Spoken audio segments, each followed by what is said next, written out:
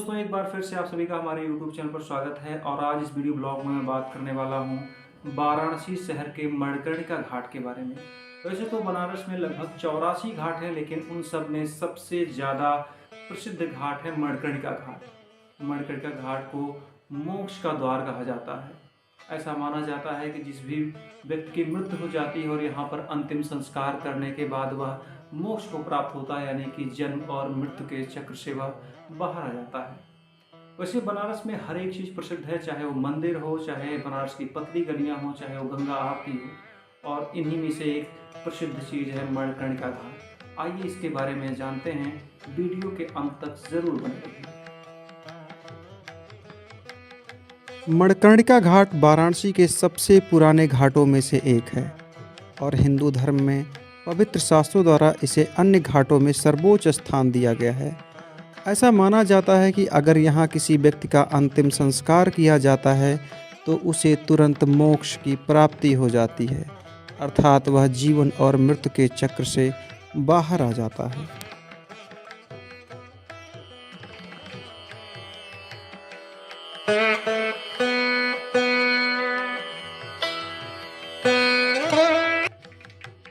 मणिकर्णिका घाट में चिताओं के दहन और अंतिम संस्कार की एक पुरानी पौराणिक कथा प्रचलित है। इस कहानी में इस घाट का मणिकर्णिका नाम पड़ने का कारण भी छिपा है। ऐसा माना जाता है कि जब देवी आदिशक्ति, जिन्होंने देवी सती के रूप में अवतरण लिया था, अपने पिता के अपमान की वजह से वह अग्नि में कूद गई थी और उस समय भगवान शिव उनके जलते शरीर को हिमालय तक ले गए।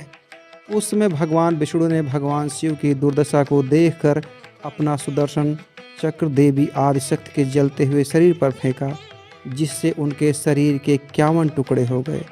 प्रत्येक स्थान पर जहां उनके शरीर के टुकड़े पृथ्वी पर गिरे, उन्हें शक्तिपीठ घोषित किया गया। उसी समय मणिकर्णिका घाट पर माता सती के कान की बालियां गिरी, इसलिए इसे एक शक्तिपीठ के रूप में स्थापित किया गया और इसका नाम मणिकर्णिका रखा गया।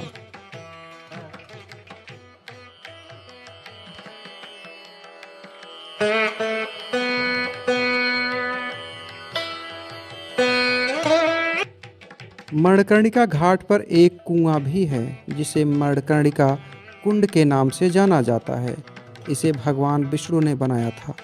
हिंदू पौराणिक कथाओं के अनुसार भगवान शिव पार्वती के साथ विष्णु के सामने उनकी इच्छा पूरी करने के लिए एक बार वाराणसी आए थे। विष्णु ने दंपति के स्नान के लिए गंगा के तट पर एक कुआं खुदवाया। जब भगवान शिव स्नान कर रहे थे तो उनकी कान की बाली से एक मणि कुएं में गिर गई, इसलिए इस स्थान के लिए मणिकर्णिका नाम चुना गया।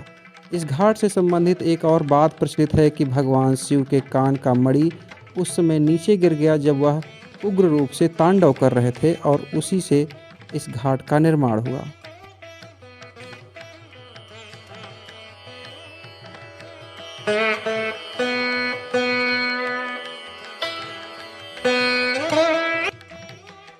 बनारस में लगभग 84 घाट हैं और इन 84 घाटों में सबसे प्रसिद्ध घाट है मणिकर्णिका घाट। इसे मोक्ष का प्रतीक माना जाता है। वाराणसी के इस प्रसिद्ध घाट के बारे में यह प्रचलित है कि यहाँ चिता की आग कभी ठंडी नहीं होती। यही नहीं, यहाँ के लोगों का यह मानना है कि इस घाट में जिस दिन भी चिताएं जलनी बंद हो जाएंगी, उस दिन वाराणसी के प्रलय का दिन होगा।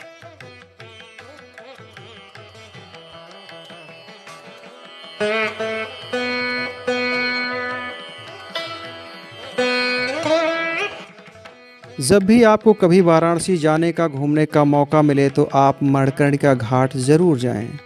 यहाँ देखने के नाम पर आपको केवल चिताएं जलती हुई दिखेंगी, लेकिन यहाँ एक अलग सी सीख मिलेगी।